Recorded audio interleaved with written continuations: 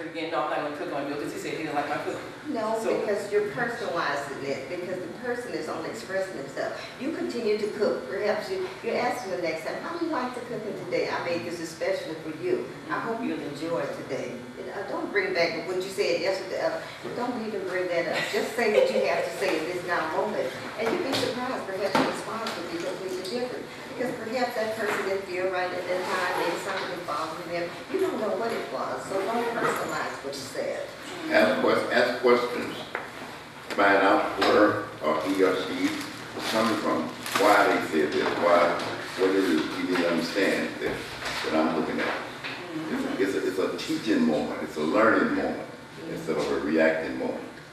So Vila, you know, I know that it's easier said than done, but how would you see a situation like that where something was said and it affected you, and the fear is, I don't want to take a risk of having that person say this to me again?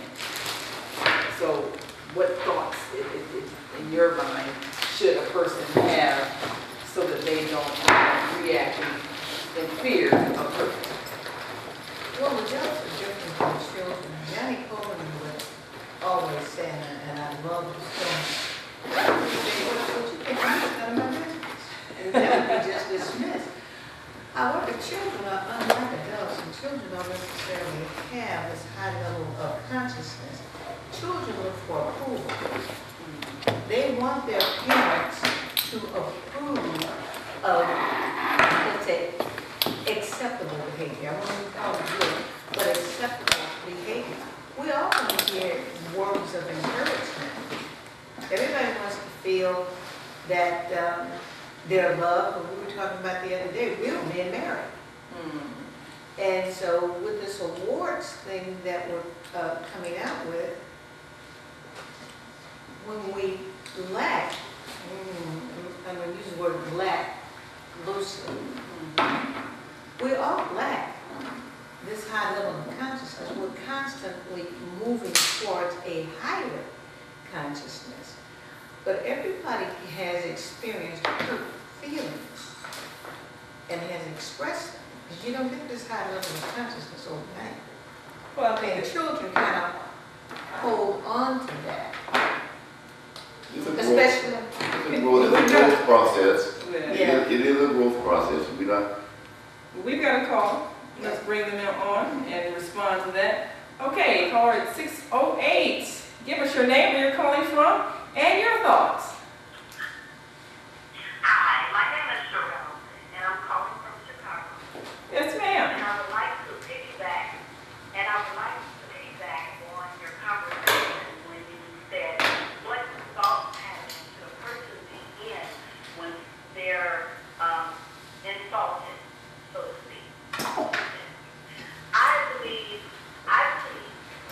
that if a person who is receiving what they may take it as criticism, turn it around and turn it into constructive criticism and say, well, if you don't like my cooking, what is it exactly that you don't like about it? And maybe we can do this together so that you could show me something that I may not know.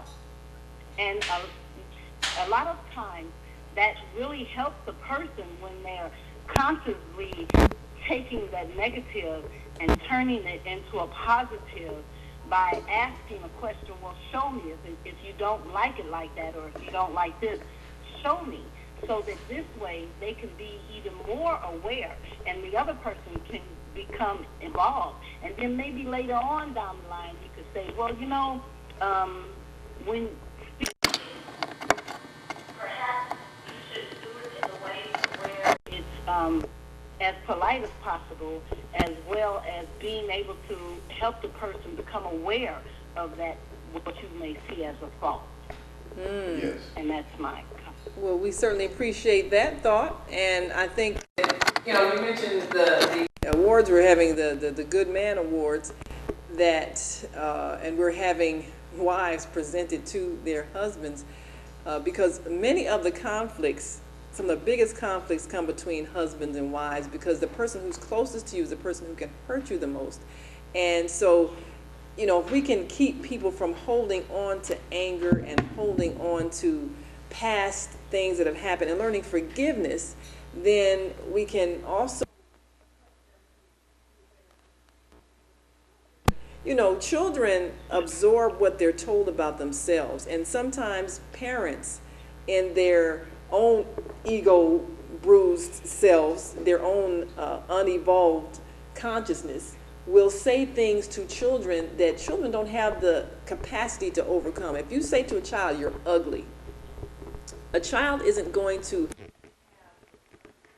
say, oh, well, you know, they're in a bad mood, or, you know, maybe they're having a bad day, or maybe they don't like themselves. A child goes, oh, I'm ugly, I'm inferior, I'm not worthy of love. And so a lot of us are still carrying the hurt from those childhood wounds from parents who had lower consciousness and didn't understand how to correct a child or guide a child. They're merely expressing their own low self-esteem. So, and we thank you so much for your call, sister, and continue to listen in. May come back to you later on to get your response. But Dr. Baskins, a lot of people, because they have the beliefs, they have the belief system they have because somewhere in their childhood, they were told something about themselves that they're still holding on to, whether maybe they were a little overweight, so they have a little nickname like fatty or something, or maybe they had a lisp, so when they talk, people laugh at it, but something that happened to them so that whenever someone makes fun of them, they're recalling that moment of hurt from childhood. They're recalling that feeling of rejection or that feeling of pain, and so this is why they become so easily triggered to anger, because they have not healed from that childhood wound. How does a person discover that that's part of what is triggering their anger? Well, it's an unfoldment of consciousness. The things that are traditional or cultural does not necessarily mean that it's in harmony with truth. Just because that's the way they do it, we hear so often, well, you know what they say. They who?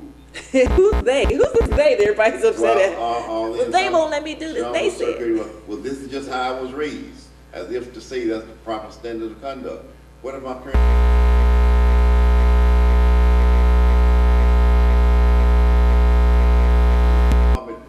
It may not happen in this, for instance, this lifetime, but since life is eternal, maybe the next incarnation, or next incarnation. So there are so many variables here, but truth never changes. That which is true. And I'm differentiating between what's truth and facts. Facts can change, but truth never changes. It's a fact that I'm sitting here now. Yes. 10 seconds later, I can be out in the hallway. But truth, like the truth of the principle of aerodynamics, of mathematics, truth never changes.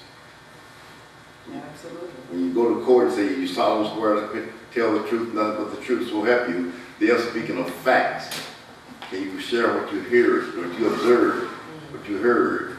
But truth never changes. The law of aerodynamics is a truth, a principle. Mathematics is a truth, a principle.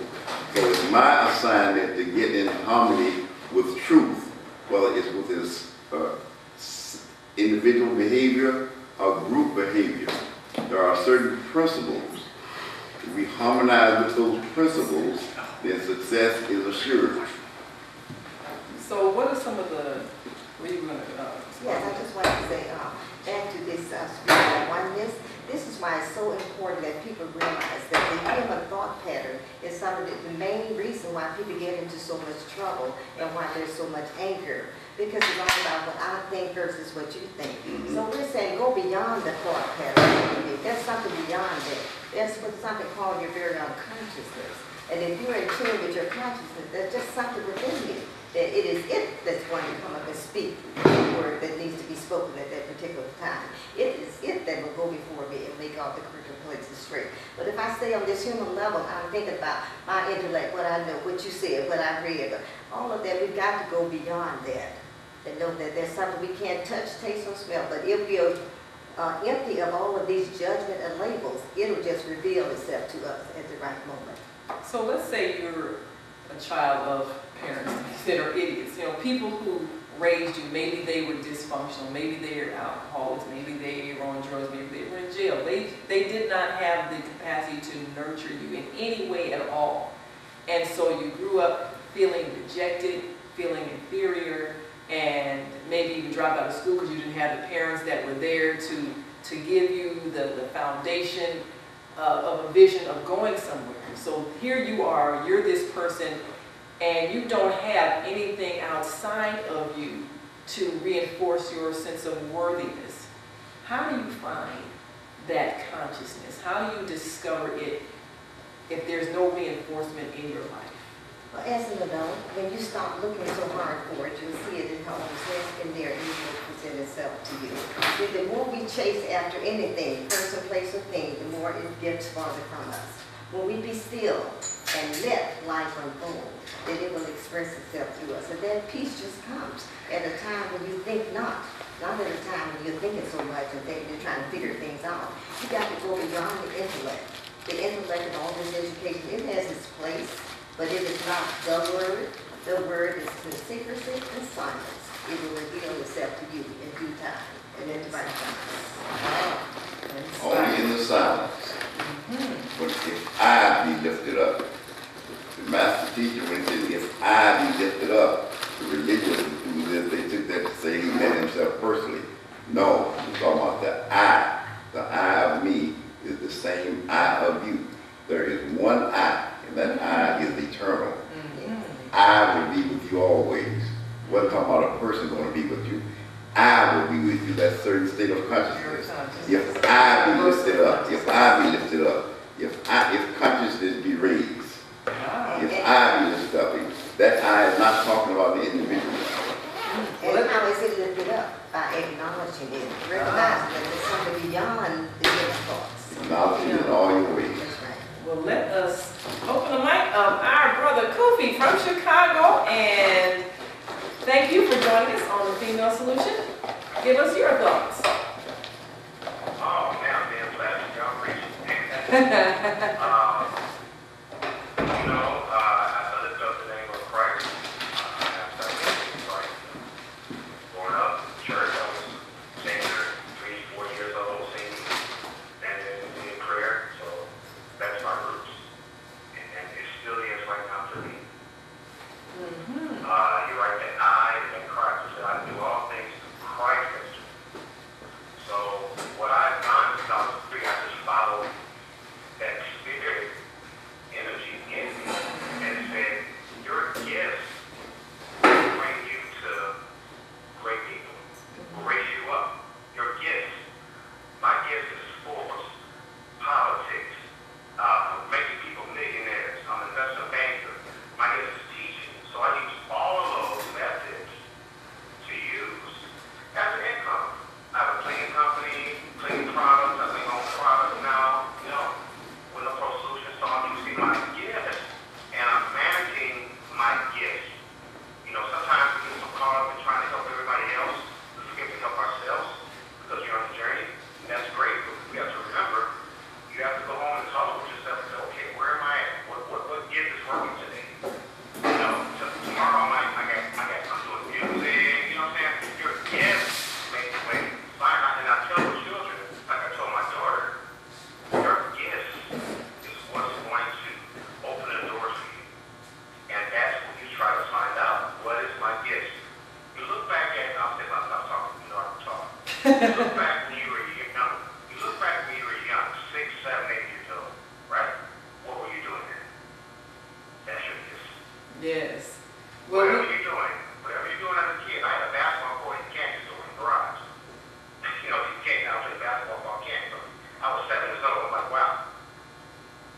So look back at when you were young, because those are the intimate years where you were discovering, and not discovering, but you were using your gifts.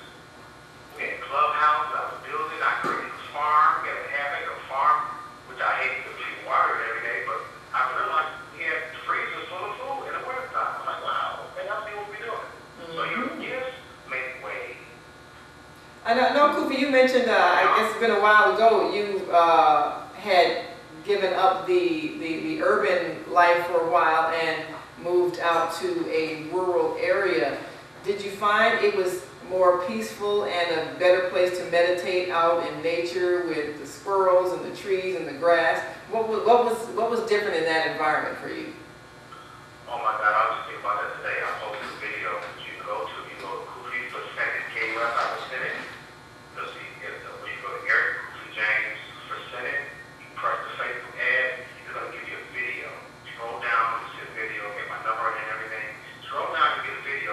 I was staying in the woods for 6 months. The great opportunity in my life. I was feeding deer every day, Wow. feeding rabbits. I was to the east. I was connected to nature. You know, I was connected with the sun. You know, sleeping to the east, connected to the sun.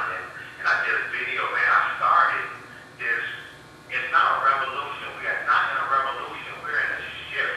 The sun is closer, and we're vibrating more. You know, so if you look at that video, it was a great experience. I began growing my own food. I began growing sweet potatoes. In other words, I was away from the toxic, and I was able to do what my mind wanted me to do. Well, you definitely pointed out So now, well, you definitely pointed out a very key factor, and that is being in an environment where you feel a higher vibration. You feel the peace of animals and nature and fresh air, and then even but the guess what? food that Guess you what eat. was the base of my vibration? Guess what the base of your vibration is? What's that? Trees. Trees. Absolutely. Absolutely. They Hug a tree, are hug a tree, healing hug a elements. tree. I go hug a tree. Go Yes. hug it. Yeah, and I would say it works. It definitely works. Well, Kofi, we thank you for your thoughts. We're about to go to another break. But you know, he brought up something that I think a lot of urban people don't get enough of, and that is communing with nature. And really that oneness, that spirit of creation that you can feel. If you have lived in chaos your whole life, but if you're able to go out in nature and you're able to be someplace where it's quiet and you're able to maybe sit in a forest or you know, some park or something where there's grass, there's trees, maybe even natural waterways and animals, and you can hear the silence, as you mentioned, the silence that enables you to go within, then in a lot of ways you can heal. So I think that's what a lot of us are missing, is that inner healing. Many of us did grow up in very dysfunctional households because people are human beings. Our parents, they only had the belief system that they were taught, and that was that you have to suffer your way into heaven and all of that madness.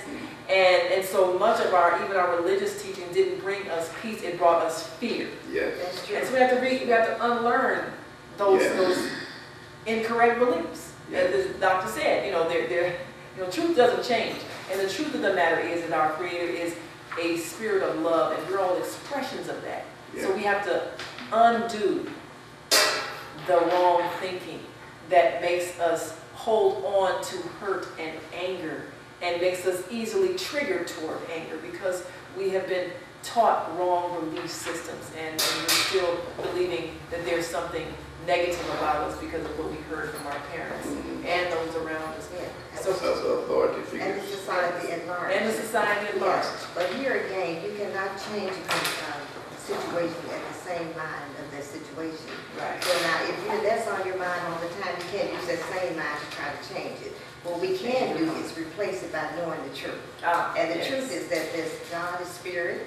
God has no special gender, race, no gender, race. and nothing. It's spirit. It's like the air. It is everywhere present.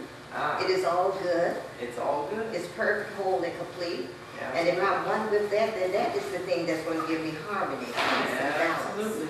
So I look beyond the appearance of things and just knowing the truth. It is the truth that brings about change. Truth will make you free. And that truth is the Absolutely. principle of oneness. And you Absolutely. can say it in any different language, but you can always tell when you know the truth because you are at peace.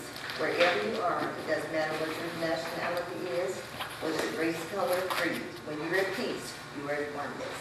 Absolutely.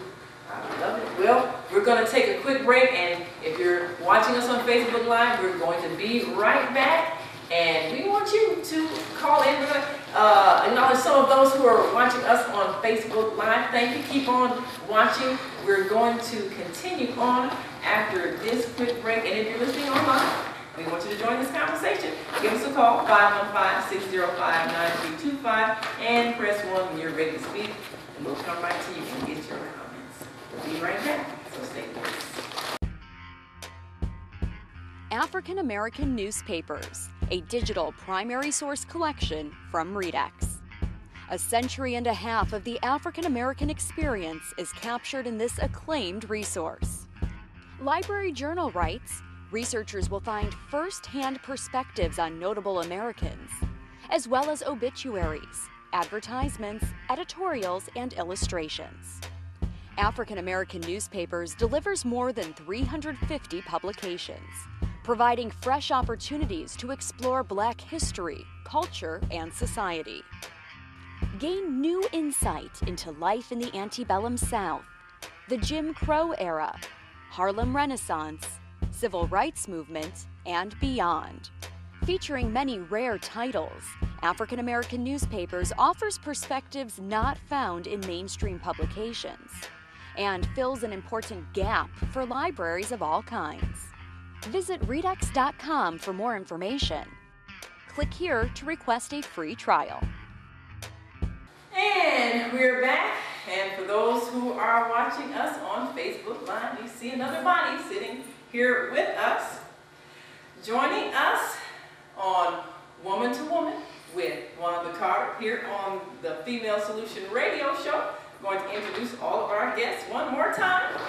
If you've just tuned in, we want you to call a friend, get a pen, and stay tuned in because you're going to learn how to not only quiet your mind and become peaceful within, but also how to heal your body. And we've got a guest that you definitely need to meet. So for those of you who have just joined us, we're here with Dr. Baskin, who is author of Uncover the Missing Piece, P-E-A-C-E, Piece, and his assistant, Sister Betty Muhammad. And of course, if you've been listening to our conversation, we've been talking about that process of finding that peace within, no matter what your outside circumstances may be. And now, joining us here in our studios at the AAC Center at 4420 South Wabash is our dear sister, Dr. Sheila Wilkins, PhD, who has the second edition of her book, 9 Easy Ways to Enhance Your Immune System. And this is all about prevention, prevention, prevention. And of course, this is definitely a book you need to have. She speaks about making the connection between mind, body, and spirit. And it's all one system. It's not separate. So we need to understand the impact of the mind and the body and the spirit, and especially how when you're at one piece, you can heal your body. And of course, joining me in this discussion is my co-host today, Sister B-Love, who is our Saturday host of the Female Solution, and you hear her every Saturday from 12 to 2 on Women Entrepreneurs International. Women Entrepreneurs International empowers you to be financially free by starting your own home-based business. So we want to thank all of you who are joining us today, and thank you to our listeners. And of course, we've got a whole bunch of people on the switchboard, and we just want you to press 1 if you've got something to say. We'll bring you into this conversation. And for those who want to see our wonderful faces and the beautiful guests that are here in our studios, you can join us on Facebook Live, www.facebook.com/thefemalesolution, and we're right here live talking to you. So now, Dr. Wilkins, we thank you for joining us. I have found that one of the most challenging things when you have a belief system like we've been talking about has to do with people believing that health is something on the outside of their body. And health is something someone can give you. Like you go to the doctor, you get, a prescription, you get pills, you get a shot, you get all these things. But you're talking about making the connection between mind, body, and spirit. How does a person's moods affect their state of being in terms of their health? Well, yeah, that's a very good question.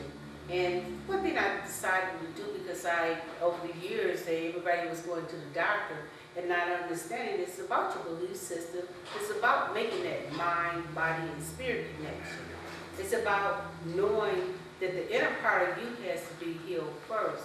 A lot of times the doctor just wants to heal your body, but it's about the mind and body and your spirit. So you got to know that you're connected with all parts of there, because that spirit man is in there that needs to be healed. And if you walk around, I got a headache, yeah, you will have a headache, and more other things will come along with that headache. And besides the food that you put in your system, and besides not knowing how to connect, and I always pray and ask God to heal my mind, body, and spirit.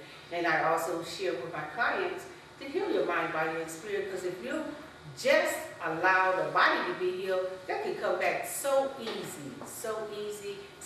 Whatever problem that you may have, whatever disease that you may have, it comes back really easy because it has not been dealt with on the spirit mind of each individual. You know, when you speak of how the spirit affects you and your state of mind, and we were talking about anger earlier, and the definition of anger, according to Wikipedia, a person experiencing anger will also experience physical conditions such as an increased heart rate, elevated blood pressure, and increased levels of adrenaline and noradrenaline. Some view anger as an emotion which triggers part of the fight or flight brain response. It says also, anger is a completely normal, usually healthy human emotion, but if it gets out of control and turns destructive, it can lead to problems. Problems at work, in your personal relationships, and in the overall quality of your life. And in the state of mind of anger, when you're talking about the physical response, the adrenaline, and when people are constantly angry, constantly got that adrenaline flow, how can it affect you physically? What are some of the diseases that evolve as a result of chronic anger? Okay, and that's a good one. That's really good. And one of them is cancer. Ooh. Cancer is a big disease. It's not a disease, but you'll walk around with anger, stress, and not to add along with the foods that you're eating, but all of it conversate together, work together. And when you got it working together, guess what? Cancer will come in your breast, cancer will come in your leg, your colon, a number of different places. And not only cancer, but high blood pressure, diabetes, because that's what disease is, because your body is imbalanced because you're walking around with anger. Earlier I did hear somebody say about your belief system. Nobody ever taught a lot of people how to release and let go of that anger, not to have that disease to build up and not be healthy, whole, and complete. So walking around with anger is no good for anybody. Walking around with being disgusted about nothing. It is about something to that individual, but we have to learn how to release and let go and let God. Now, how do you know when you're suppressing anger? Because I've known people that they will have a smile on their face, but internally they are furious. You know, but they maybe grew up in a household where it wasn't allowed to express emotion, so you had to pretend like everything was fine, but really they're seething, and then they have